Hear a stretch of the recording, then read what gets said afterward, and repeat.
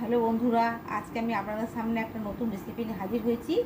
Soybean আলুর chop. তা দেখুন রেসিপিটা আমি বানাচ্ছি।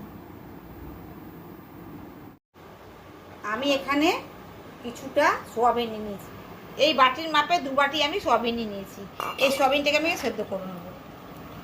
এখানে আমি একটা গামলা নিয়েছি, গামলার মধ্যে জল নিয়ে নিয়েছি। এই জলটাকে ভালো করে ফুটাতে হবে। জলটা ফুটে গেলে আমি সয়াবিনগুলো এর মধ্যে ছেড়ে দেবো। টকবক করে ফুটছে, খুব ফুটছে। এর মধ্যে আমি নুন দিয়ে দিলাম একটু।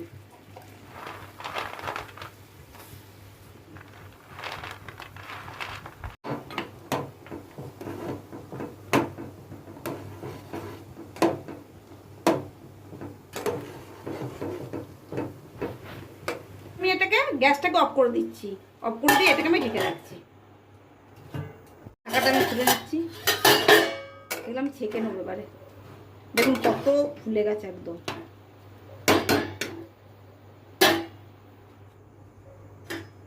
এবার ছেঁকে ছেঁকে আমি তুলতে হবে এবার জল থেকে। অল্প জল থাকলে থাকবে, কোনো ব্যাপার না।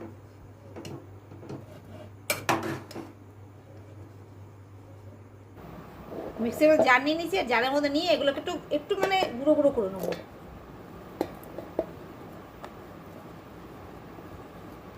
একটু ঘুরিয়ে নেবো মিক্সির মধ্যে নিয়ে। এতগুলো একসাথে হবে? এতগুলো একসাথে হবে না তো, দুবার দুবার করতে হবে। এটাকে করে নিচ্ছি, দিয়ে আরটা করে নেবো। দেখুন এই সোয়াবিনটা গরম করে আমি ম্যাশ করে নিয়েছি। এবার এটাকে পুর বানাবো। চলুন তাহলে এবার এক পুর বানানো যাক। কড়াই গরম হয়ে গেছে। এবার আমি সরষের তেল দিয়েছি কড়াইয়ের মধ্যে। পুরটাকে বানিয়ে নিচ্ছি আমি।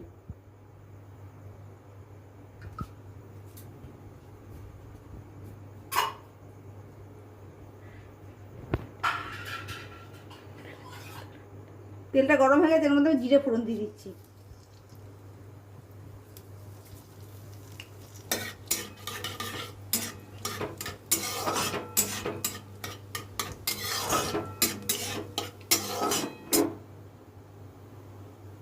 এর মধ্যে 1 চামচ মতন আমি রসুন কুচি দিয়ে দিলাম।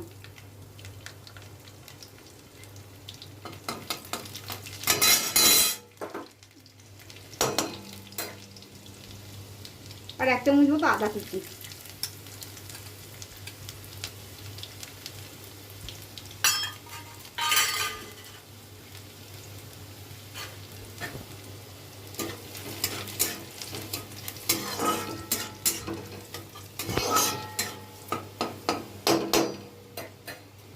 আর এখানে একটা পেঁয়াজকে আমি এরকম ছোট ছোট করে কেটে কেটে রেখেছিলাম, এটাকেও দিয়ে দিলাম। বেশি পেঁয়াজ লাগলো, অল্পই লাগলো পেঁয়াজ দিয়ে।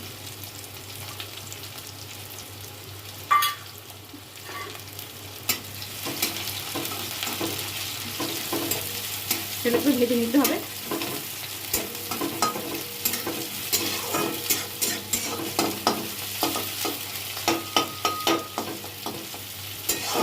সেদ্ধ করার সময় সয়াবিনে নুন দিয়েছিলাম, কিন্তু আমি অল্পই নুন দিচ্ছি। অল্প নুন দিচ্ছি।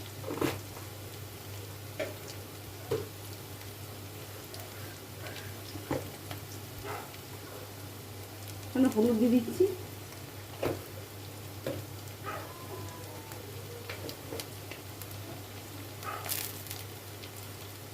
আর লঙ্কার গুঁড়ো দিচ্ছি।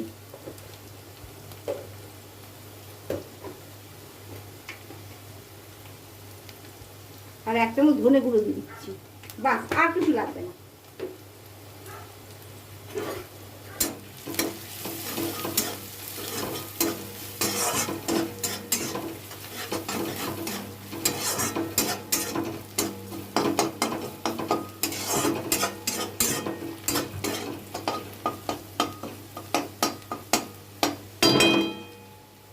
ভাজা হয়ে গেল।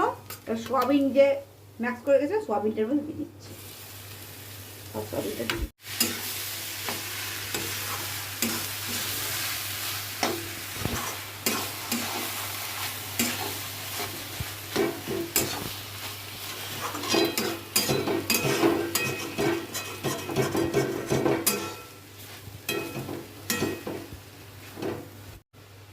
এবার এর মধ্যে আপনারা ছাতু দিতে পারেন, আলুও দিতে পারেন, দুটোই দিতে পারেন, কিন্তু আমি এখানে আলুই দিচ্ছি। এর মধ্যে 2টো আলু আমি সেদ্ধ করে রেখেছিলাম, সেদ্ধ করে ম্যাক্স করে রেখেছি। এবার আমি আলুটাকে এর মধ্যে দিয়ে দিচ্ছি।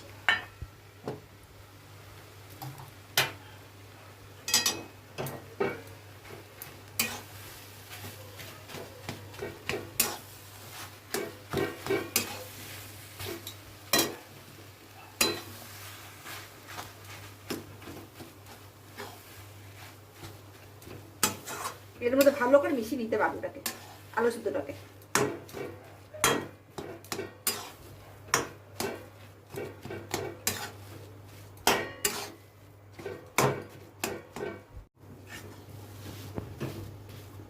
কিন্তু পুরো ফুটটা রেডি হয়ে গেছে, হয়ে গেছে। আমি ফুটটা এবার নামিয়ে দেবো। দেখুন হয়ে গেছে।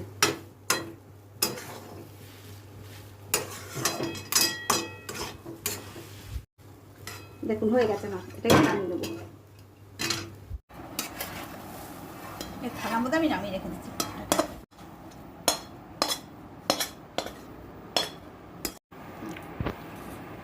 এটাকে বিছিয়ে দিলাম, এরকম করে বিছিয়ে দিলাম। ঠান্ডা করতে দিচ্ছি, ঠান্ডা হবে একটু। তারপরে এখানে পুরগুলো আমি এবারে এখানে পুরটা রেডি হয়ে গেছে। এবার আমি চপের আকারে এগুলোকে করে নিচ্ছি।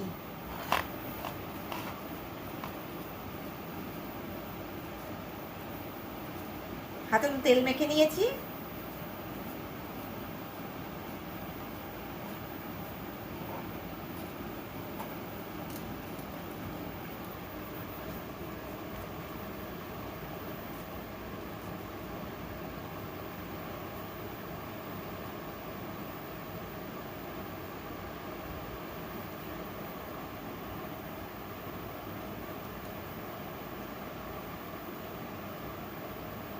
গরম করে নিচ্ছি।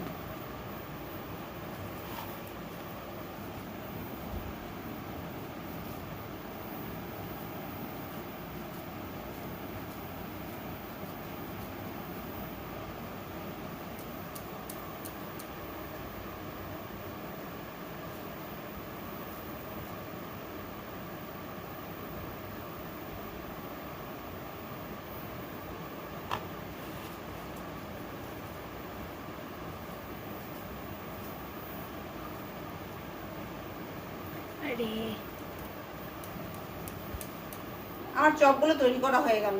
মানে হাত দিয়ে শুধু একটু চ্যাপটা চ্যাপটা করে রাখলাম। এবারে এগুলোকে বেসন দিয়ে ইয়ে করলাম, বেসন দিয়ে এবারে বেসনের ডুবিয়ে এটাকে তেলে ভাজলেই চপ হয়ে গেল।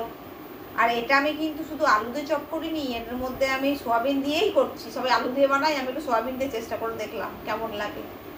একটা বাটি নিয়ে নিয়েছি, এই বাটির মধ্যে আমি বেসন দিচ্ছি।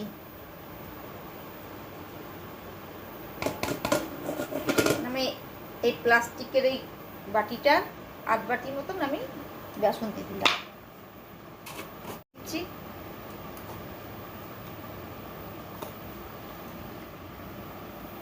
একটু হলুদও দিয়ে দিলাম।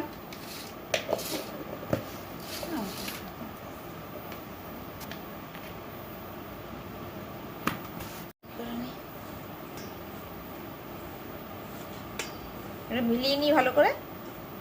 জল দিয়ে একটা ঘন ঘন করে ব্যাটার তৈরি করে নেব। এবার জল দিচ্ছি, খুব ভালো করে এটাকে বেসনটাকে ফেটাতে হবে।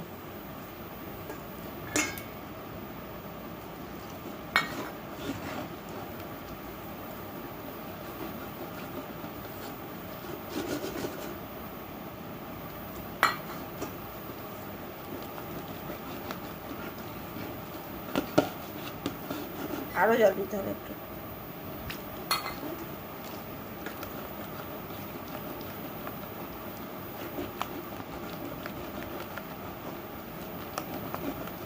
আমরা জল দিয়ে দিচ্ছি। এবার এরকম ভালো করে ফেটিয়ে নিচ্ছি।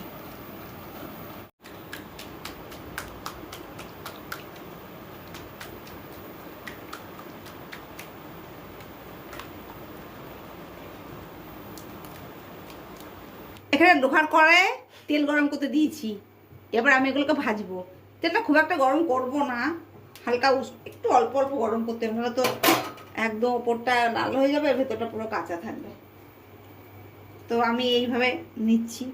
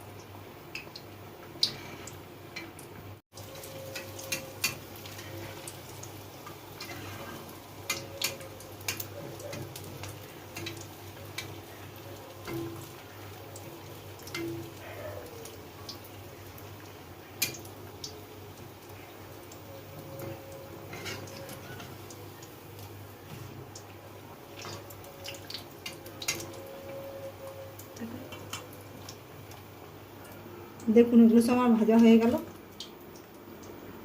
সবগুলো ভাজলাম।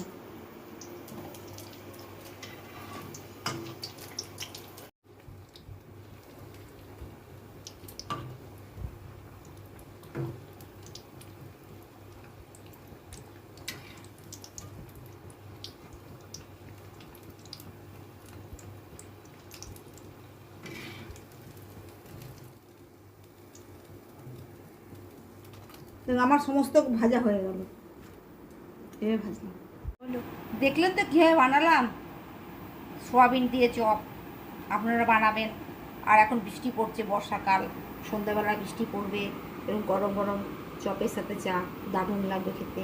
একটা সন্ধ্যাবেলা ভালো একটা স্ন্যাক্স তৈরি করলাম। তারপরে যদি ভালো লাগে অবশ্যই করে ভিডিওটা আমার সাবস্ক্রাইব করে দেবেন আর শেয়ার করবেন। তো আজকে মতো বিদায় নিচ্ছি। অন্য কোনো দিন অন্য কোনো রেসিপি নিয়ে আপনাদের সাথে হাজির হবো। নমস্কার।